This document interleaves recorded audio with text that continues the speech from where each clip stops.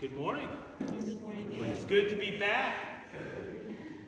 Oh, my sisters and brothers, today we celebrate this great solemnity as we wrap up our liturgical year.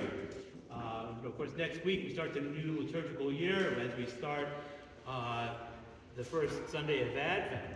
We celebrate this last Sunday of Ordinary Time, this great solemnity of our Lord Jesus Christ, the King of the universe.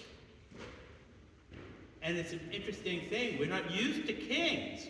Of course, back in May 6th, I don't know about you, I got up 6 o'clock Central Time, right? I caught the very end of this coronation, right? You caught this coronation of Charles III? All that, I don't know if you waving a bird or you're saying, no, I don't care about the king. I wasn't trying to interpret that. This great coronation, we saw all this pomp, all this circumstance. We see Charles crowned king. We saw his wife Camilla crowned king. We saw this consecration with sacred chrism, actual chrism they got from the Holy Land. Right? We know the importance of chrism, right? When we're confirmed with chrism. When bishops are ordained, they get chrism poured on their head. When the sacred altar was dedicated, it was smeared with sacred chrism. We saw all this pomp and circumstance. We saw the throngs watch him come into the abbey and leave the abbey. And it's easy when we hear that we're celebrating Christ the King, we tend to easy. Can you hear me? Can nobody hear me? Can you hear me now? Do I need to restart it?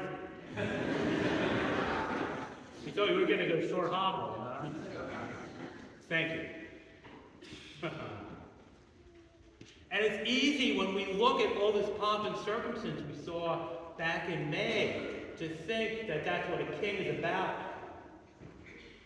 But of course, we know that can't be the case. We celebrate this great solemnity of Christ the King. In church terms, it's relatively new, right?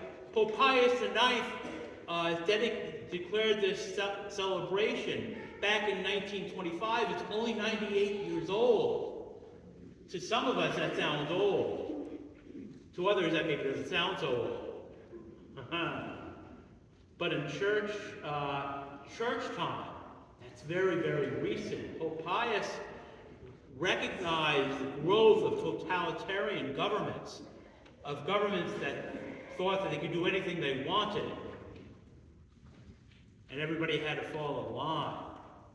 And found it was important for us to remember that we do have a king, and that king is Jesus Christ.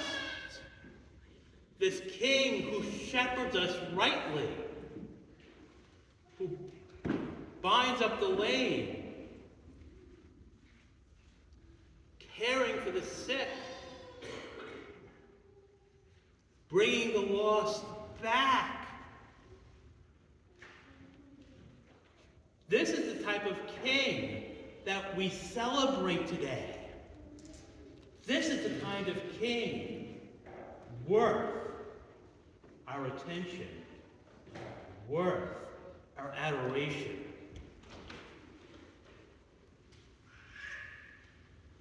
Not only that, sisters and brothers, in this kingship, our Lord invites us to share in his kingship. All of you who've been to a baptism as an infant know this. It's explicit. But it's implicit whenever someone is baptized, to be anointed as we're baptized. To be anointed as priest, as prophet, as king. And again, when we baptize an infant, we use that same chrism, just like the chrism King Charles was anointed with. We are called to share in that kingship. Because we all have some responsibility, right? To exercise leadership, to exercise kingship.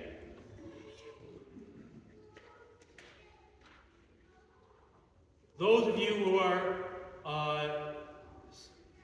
following that holy vocation of parents are responsible for your kids, huh?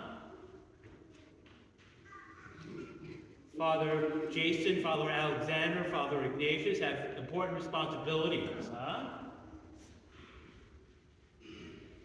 Of leadership. Everybody's responsible for something, for someone.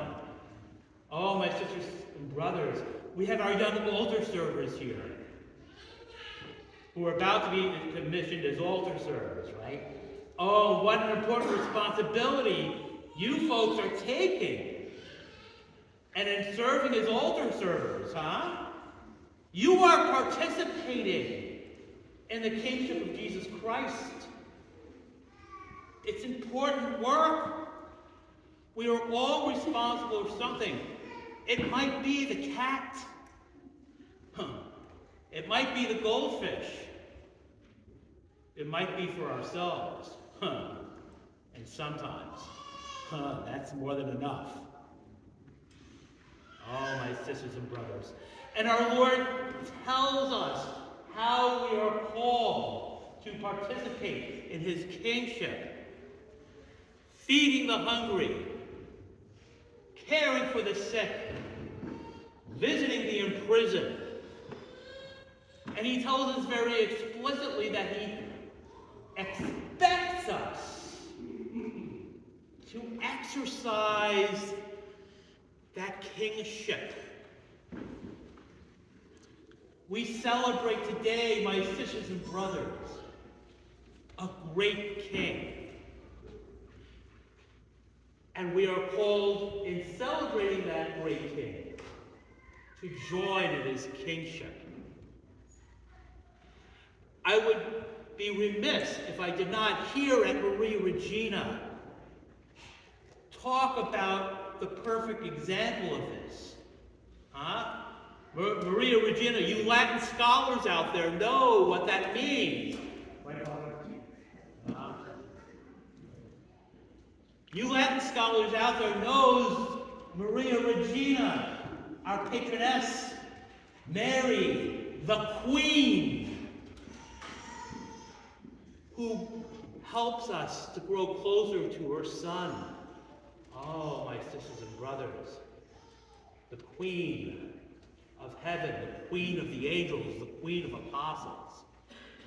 If we want to learn how to better participate in the kingship of Jesus Christ, we only have to look at Our Lady.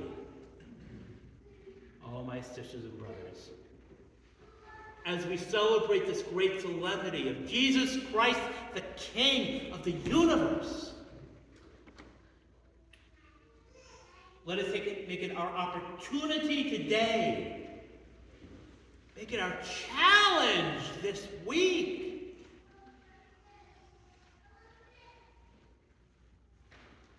To better understand how we, by participating in the kingship of Jesus Christ, we may better inherit the kingdom prepared for us from the foundation of the world, so that we may dwell in the house of the Lord for years to come, so that God may be all in all. Praise be Jesus Christ, now and forever.